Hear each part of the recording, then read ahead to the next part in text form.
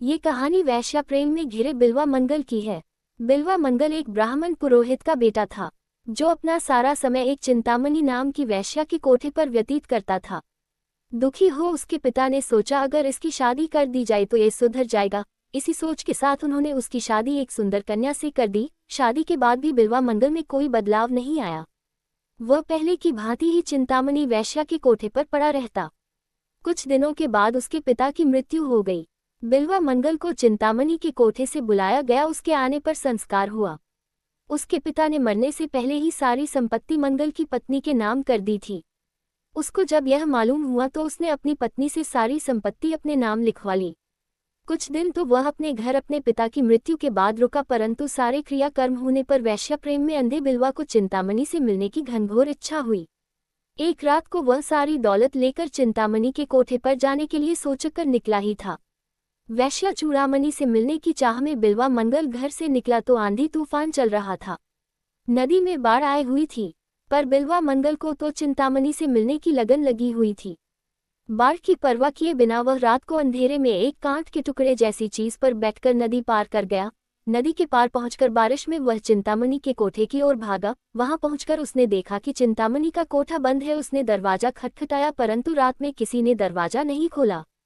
बिल्वा मंगल चिंतामणि के मोह में इतना पागल था कि वह किसी तरह भी उसके पास पहुंचना चाहता था। उसने देखा कि छत से एक रस्सी लटक रही है। बिल्वा मंगल ने सोचा शायद चिंतामणि ने उसी के लिए ये रस्सी लटकवाई है। वह उस रस्सी से ऊपर चढ़ गया और ऊपर पहुंचकर उसने चिंतामणि को पुकारा। बिल्वा मंगल को अपने घर में देखकर वैश्या चूड़ामणि ने उससे पूछा, वह इतनी भयानक रात में नदी कैसे पार करके आया है? तो उसने बताया कि वह एक कांट के तख्ते के सहारे आया है। और जब चूड़ामणि ने पूछा कि वह कोठे के अंदर कैसे आया है, तो बिल्वा मंगल ने बताया कि वह रस्सी से ऊपर चढ़कर आया है। चूड़ामणि ने कहा कि उसने तो कोई रस्सी नहीं लटकाया है।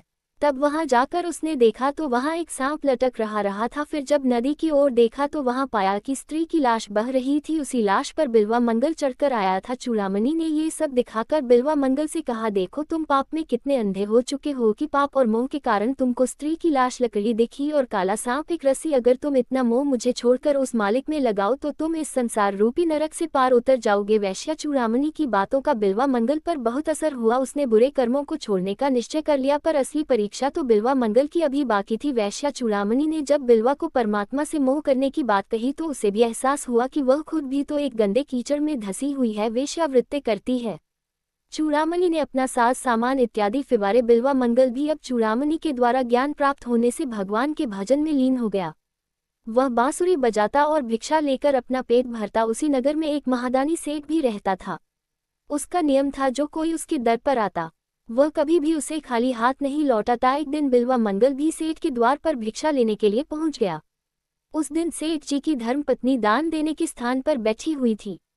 वह अत्यंत रूपवती थी। उसको देखकर बिल्वा मंगल का मन चलायमान हो गया। उस दिन तो बिल्वा मंगल भिक्षा लेकर वापस चला आया। दूसरे दिन बिल्वा मंगल फिर से भिक्षा लेने गया। उस दिन बिल्वा मंगल ने सेठ जी से कहा, आप महादानी हैं, इसलिए मैं आपसे एक दान मांगना चाहता हूँ।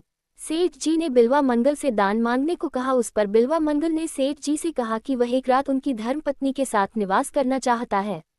बीवी के साथ एक रात बिताने की बात सुनकर सेठ जी ने बिना विचलित हुए बिल्वा मंगल को दूसरे दिन शाम को आने का निमंत्रण दे दिया। सेठ ने जब ये बात सेठानी को बताई तो वह अत्यंत घबरा गई। बोली, आपने ये क्या कर डाला?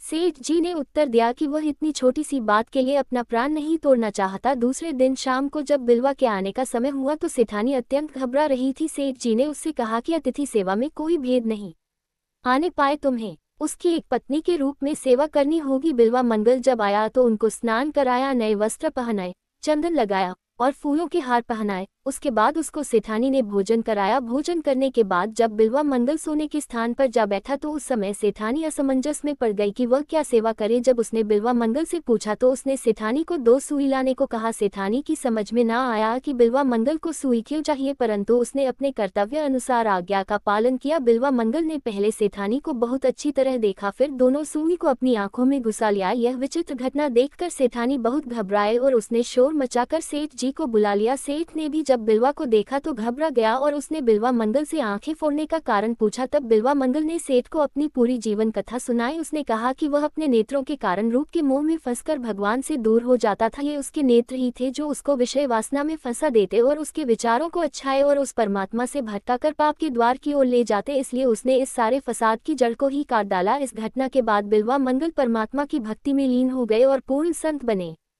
जिन्होंने अनेक प्रसिद्ध काव्यों की रचना भी की, जिन्हें हम सूरदास जी के नाम से जानते हैं, जो अपने समय के सर्वश्रेष्ठ कवि और परम ईश्वर भक्त थे। निष्कर्ष सच्ची भक्ति और ईश्वर प्राप्ति का मार्ग हमारे आंतरिक मोह और वासनाओं के त्याग से होकर गुजरता है। बिल्वा मंगल यानी सूरदास जी ने अपनी आंखों को प्रतीकात्मक रूप से त्याग कर यह सिद्ध किया कि जब तक हम विषय वासना और सांसारिक आकर्षणों से ऊपर नहीं उठते तब तक ईश्वर की सच्ची अनुभूति संभव नहीं होती। यह आत्मज्ञान और विवेक की यात्रा है, जिसमें बाहरी सौंदर्य और भौतिक सुखों का परित्याग कर हमें अपने अंदर की दिव्यता को पहचानना होता है।